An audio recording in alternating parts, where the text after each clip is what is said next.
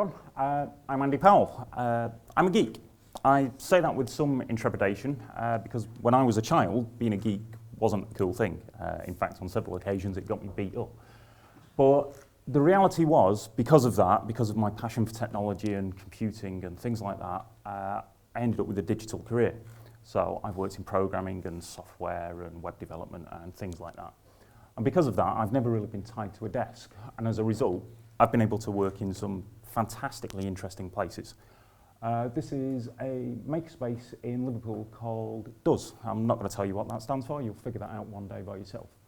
And if any of you were here for the last TED Talk, you might recognise this guy up at the back. That's Adrian McEwen. Does a lot of work with IoT, and Cayman spoke here last time.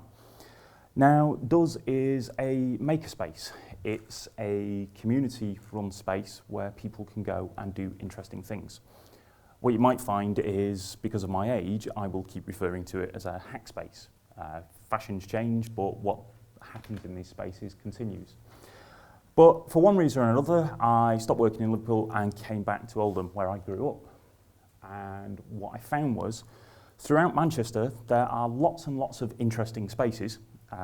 Spaceport, Mad Lab, Hack Manchester. But the problem was, I didn't find what I had found in Liverpool. I didn't find the sense of community. In fact, the thing that was missing was a family. What worked really well in Liverpool was I was able to bring my own children to the space and get them involved and follow my passions.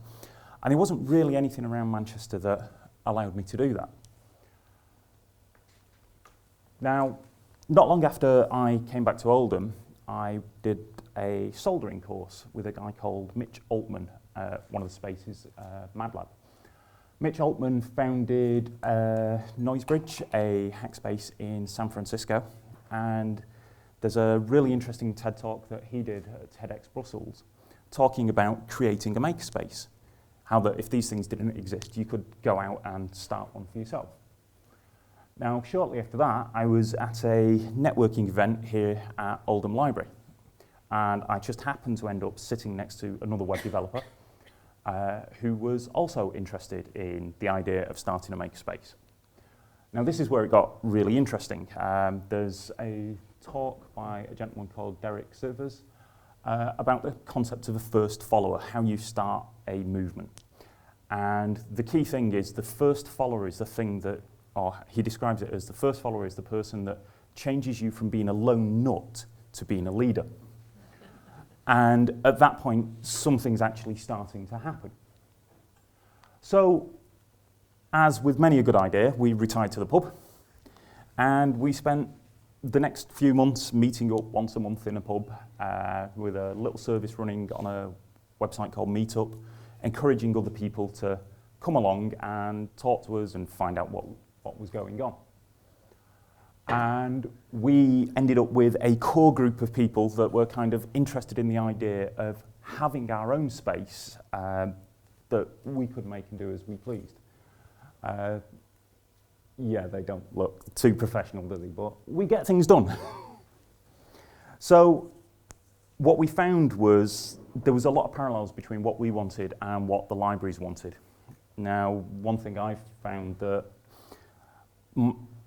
from the talk earlier on and from what I've seen of the libraries over the last few months, my impression of libraries was wrong. When I was young, when I was growing up, I thought libraries were about books. But they're not, they're about knowledge. Knowledge isn't held within books anymore. It used to be that that was the only place to go. But it's very much a case that libraries these days are a hub for knowledge, so they fit in very much with the kind of things that we're interested in. So we started running this thing called Hack the Library, which was we brought our toys, our laptops, our computers, plunked them on a table and just encouraged people to get involved and play with things. And that helped us grow. Between us, we started to acquire more bits of kit, like an Oculus Rift virtual reality headset, which is upstairs if anyone wants to have a go at lunch. And people came along, and here's some cosplay elements that one of the members was making that we showed kids how to make and get them involved. But after a little while, we needed to start doing rather more dirty things that we don't tend to be allowed to do in the library. We tend to get in trouble if we make too much mess. So we found ourselves a little workshop, and that's just around the corner from here. And as we continued, the membership grew and grew and grew. Now, when we moved into the workshop, it wasn't in a great condition. It had been a former joiner's workshop. It had been empty for a couple of years. We basically ended up removing 2 skips full of sawdust and God knows what else. But we made it into something that we could use. We made it into a little hub that people could go and share tools and resources and knowledge.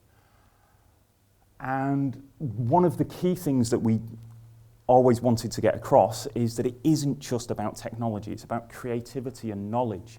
So there's a wide array of crafts and textiles and things that most people wouldn't associate with a hack space. But it continues to grow, and we've now got something in the region of about 50 members.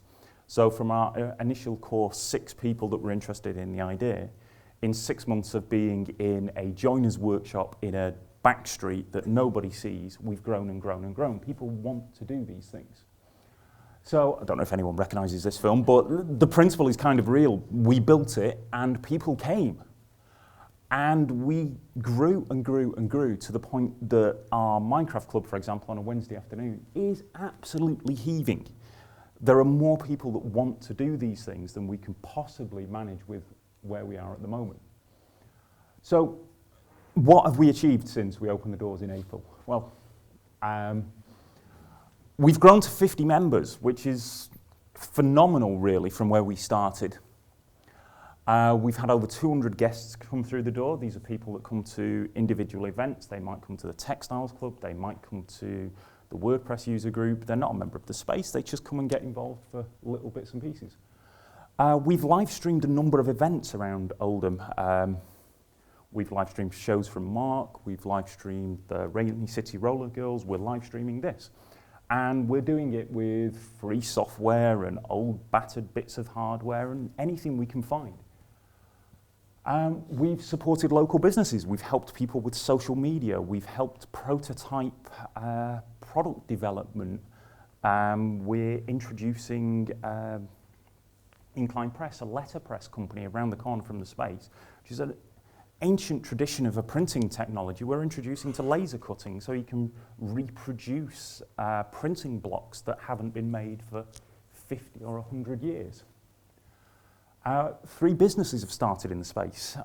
If a creative environment kind of encourages people to get out there and do something, and whether it's something to earn a living or whether it's something to do for fun, it just encourages that kind of attitude.